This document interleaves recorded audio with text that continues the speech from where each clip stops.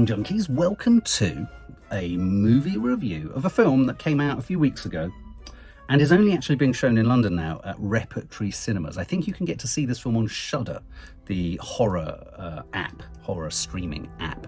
But this is Late Night with the Devil. Late Night with the Devil. This is a horror film. It comes from two Australian brothers, Colin and Cameron Cairns, which kind of reminds me, just the neatness of that, of the fact that Talk To Me was made by a couple of, I think they were Australian YouTubers. This is a kitsch demon possession movie. Demon possession movies, they're great, aren't they? This stars, probably the only name that you're going to really know, and you're probably not going to necessarily know the name, but you will certainly know the actor, is David Dastmalchian, who played, what did he play? He played Polka Dot Man in the most recent version of Suicide Squad.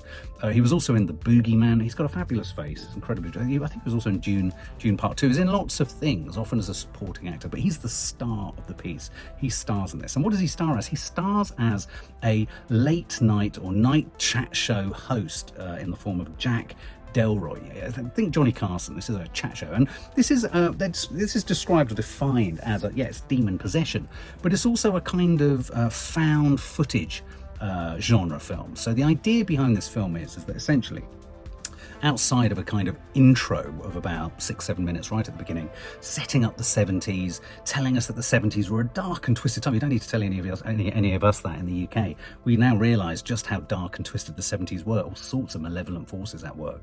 But this goes to great lengths to kind of set up the twisted kind of the Manson murder, all this kind of weird, demonic, satanic, and all this kind of stuff. And within this, they tell the story of David Dastmalchian's character, Jack Delroy, and his show, and how he's a sort of Hollywood name, and he's trying to be, he never quite wins in the ratings war with the popular shows of the day, so he's aspirant and he wants to succeed, but he never quite gets the success that he feels he deserves in television. But most importantly, he's also the member of a strange grove, or he makes visits to the Grove, which is kind of like a Hollywood kind of cult where they do sacrificial stuff in the pine woods and all that kind of malarkey, which speaks to some of the kind of conspiracy theories knocking around Hollywood at the moment. So it's a particular type of horror. So we've got demon possession coming up. You've got found footage, and so you have this kind of montage. Sets the 70s. It's very kitsch. I found the treatment of the footage really nice. I liked all the kind of archival stuff. And then, of course, the conceit, if you like, of this film is that then the voiceover says, what we're now going to show you is the final episode that was made with Jack Delroy, played by David Dastmalchian. This was the last show that ever went out. It was a Halloween special. It was a paranormal special.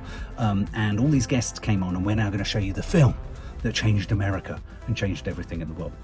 Important detail though, right at the beginning there, in that kind of prelude, in the build up to his potential. Think Anchorman. He's kind of like, he could be big, but he's ascendant, but he doesn't quite get there. He even milks the death of his wife, who's dying from cancer. They have a ratings bump when he features his wife, who's very much at death's door. But even that's not enough to kind of get him over the hurdle. He's always second best. He's not quite the best, and so they think, wow, let's go for a paranormal special. And so what we're shown in the structure of the film, it exists in, if you like, program parts, with whenever they go to, here's a message from our sponsors, you go to black and white footage of behind the scenes, kind of, this is what happened on set. So it's quite a neat little device. It's quite, it's a conceit. You have to buy into it, because at the end of the day, don't ask questions like, well, who was shooting the black and white stuff in the commercial breaks?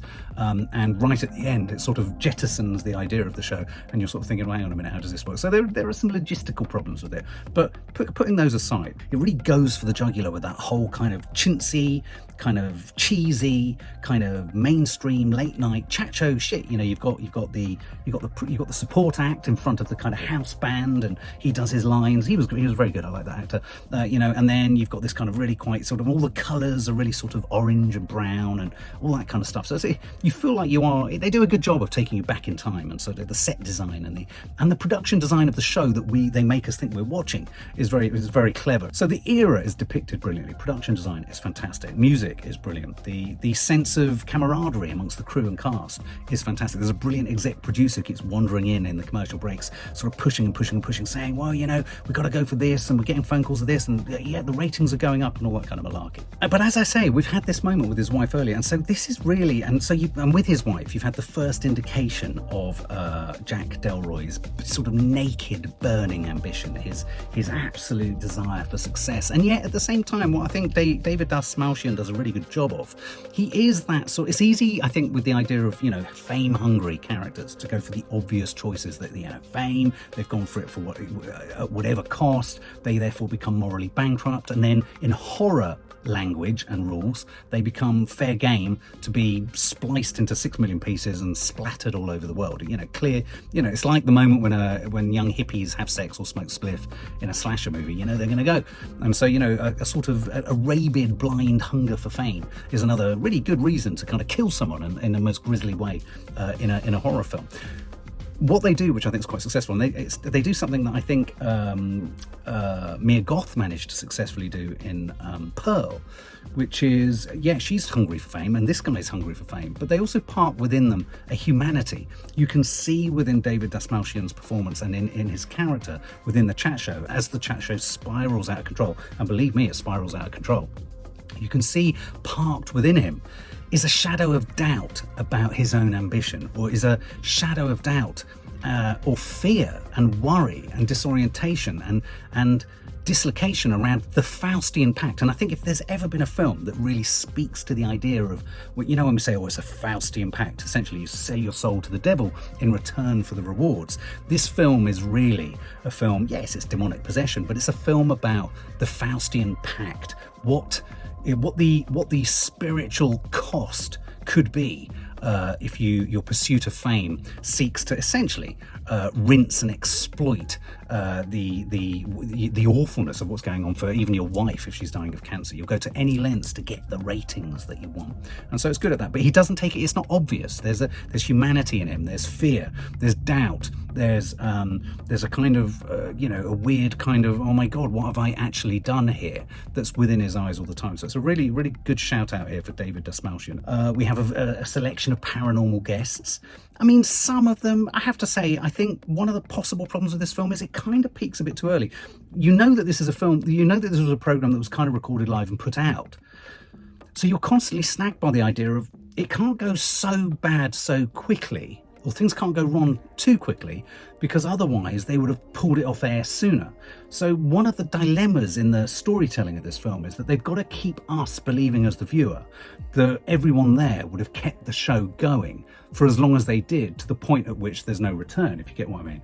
So that slow build, I was feeling the pressure of that device sort of really kind of, I could feel it early. And so we had this kind of guy who's is he a seance or a medium? He can pick up the signals of dead people. He picks up someone in the audience, he gets it wrong. Is he a con? He then picks up another signal, and it transpires that it could well be the signal of the wife of Jack Delroy, the guy whose program it is. And so that's cool. You've also got this other guy who's like a hypnotist, who's a naysayer. He just sits on the show saying everyone's a con, everyone's cheating, it's all optical illusions, this is all kind of, you know, this is all kind of fun, fair nonsense. I found his character a bit annoying. He was a bit too comedic, and he was a bit kind of like he was a bit like, you know, when you get magicians with a kind of, he was the grand Mephisto or whatever he was. And I found his kind of naysaying, questioning of everything a bit irritating. In fact, I found that it kind of unpicked some of the drama that they managed to build, because the first guy who comes on, the first paranormal guest, who essentially feels he's picking things up, there's a great moment, spoiler, if you haven't seen it, I'm going to spoil it, where he's racked with a headache, and there's horrible sounds coming out of him. You feel something's going on, this is terrible, and black bile just flies out of his mouth and across the studio. It's a great moment, and so he's rushed off, and so this isn't enough to kind of close down the live show. They keep recording. And so we kept going, you know, we kept cutting out this kind of drama, going to the commercial breaks. We hear that the seance guy, the medium guy, has been sent off to hospital Mount Sinai, I think in LA or wherever, or possibly, and you know, something awful happens to him. So in the real world, something awful is crept out into the real world, but because the executive producer is so gung-ho going, this is going so well, this is brilliant, he spat black bile across the fucking studio, the ratings are going through the roof upstairs, they're so happy. You've got that whole sort of Anchorman man, we'll do whatever it takes to get the right ratings and all that kind of stuff. I tell you, this really began to get stronger at the point that a woman who specializes in, she's a sort of parapsychologist, and she brings in a young woman who's survived, the sole survivor from a satanic cult, who claims to be possessed by the devil. And in fact, the devil has a name. The devil is called Mr. Wriggles, who wriggles and wriggles and wriggles inside her. Now, this girl, the girl who played the demonically possessed young woman, apart from the fact that she was identical to a friend of one of our daughters, which was quite disconcerting because I felt like, God, she didn't tell us she starred in this film. She's worth, her and David Dastmalchian are worth the price of the ticket alone. And what we enter into here is some classic kind of demonic possession stuff. You've got voices going, you've got heavy forehead, brow being developed in the middle of a possession. She's strapped to a chair, the chair levitates and all this kind of stuff. Meanwhile, hypnotist man is still screaming, "This isn't real, it's all tricks, smoke and mirrors." And of course, as soon as he says it's smoke and mirrors, he's going to be destroyed. He's going to be murdered in the most unspeakably horrible way. They even go to the point where there's a scene where the kind of chat show host's kind of sidekick who's in front of the band, they get him to kind of cut open his stomach. He's got a fear of worms. There's all this kind of hallucinatory stuff, and it's kind of, you're sort of thinking, well, why aren't they stopping the cameras? This guy's pulling his stomach open and worms are flying out and a big dick-like worm is coming out of his neck. This is awful. And then of course it transpires that everyone's been hypnotized, and so naysayer fuckhead over here, who you just want to die, is just running around going, it's all smoke mirrors, it's all smoke mirrors. He manages to say, well, let's have a look at the tapes. So they have a look at the tapes, and on the tapes there isn't the worm. So it's like, so again, the filmmakers managed to successfully keep the program going. That's the challenge in this film. Is I found myself constantly thinking, how would they have kept the program going? Well, yes, they would have done.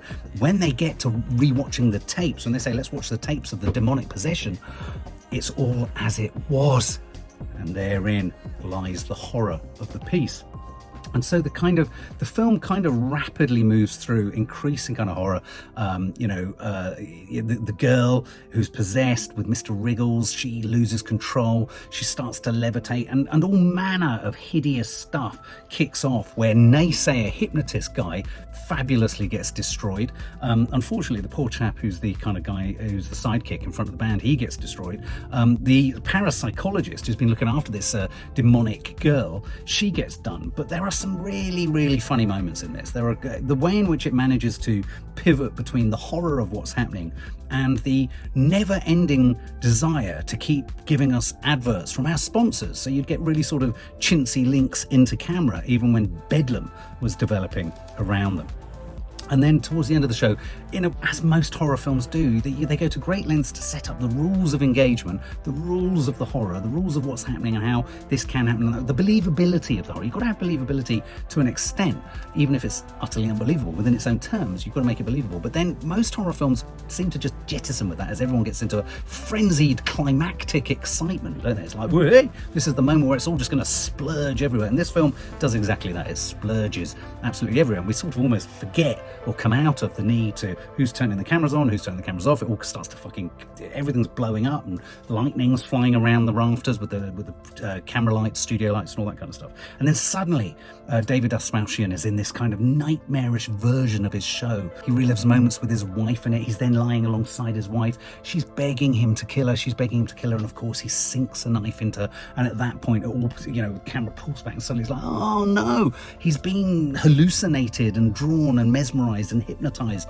into killing the girl on set. And then suddenly she's he's basically murdered everyone. And so where did the devil come from? Did the devil come from his wife? Did the devil come from his darkness in the woods, in the pine woods of Hollywood? Is he a dirty dog like that?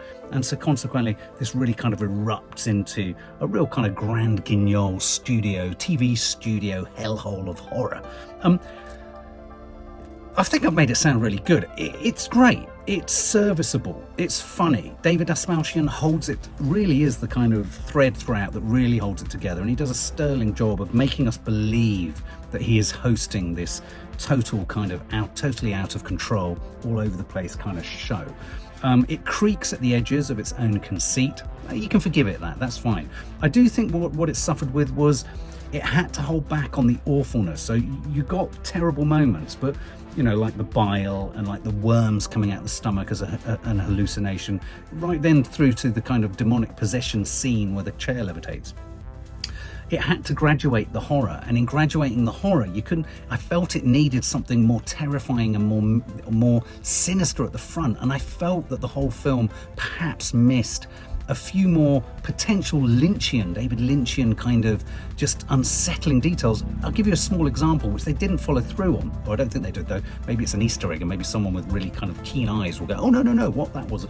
Like, for instance, in the audience, all the audience are dressed as kind of, you know, for Halloween. There was a guy dressed as a skeleton, and they kind of hovered over that character or that person in the audience for almost what felt too long, like we should make a note of that because it's going to come back, and he never did.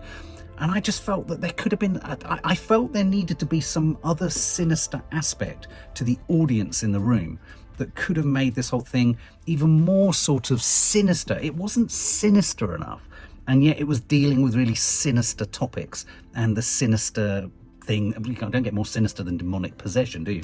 I have to say, the girl who was possessed was hysterical. Her ability to keep looking at the camera. There's one moment where David Dastmalchian is trying to he's taking the show to the next commercial break. He's looking over her shoulder, and she just turns around because she's got no awareness of cameras and where she shouldn't be looking, and she's just grinning like mad into the camera. So I saw this at the Prince Charles Cinema with a whole bunch of kind of cult film lovers.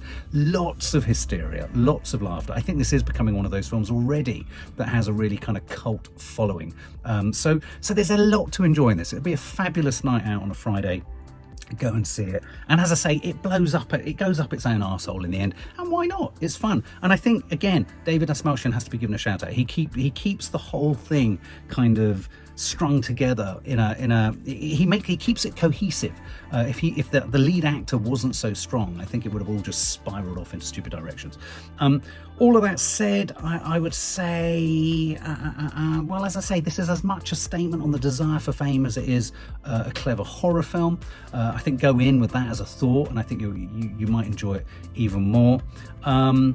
A lot of vim and vigour to it, a lot of energy to it, and again, I like when I found out there was an Aussie duo at the helm of this, I was like, yeah, they don't mind taking risks, and in taking risks, some are going to hit and some are going to fail. If I was to score this, I'd give it about 73 out of 100, and I'd fully recommend going to check it out. If you're a horror fan, you've got to check it out.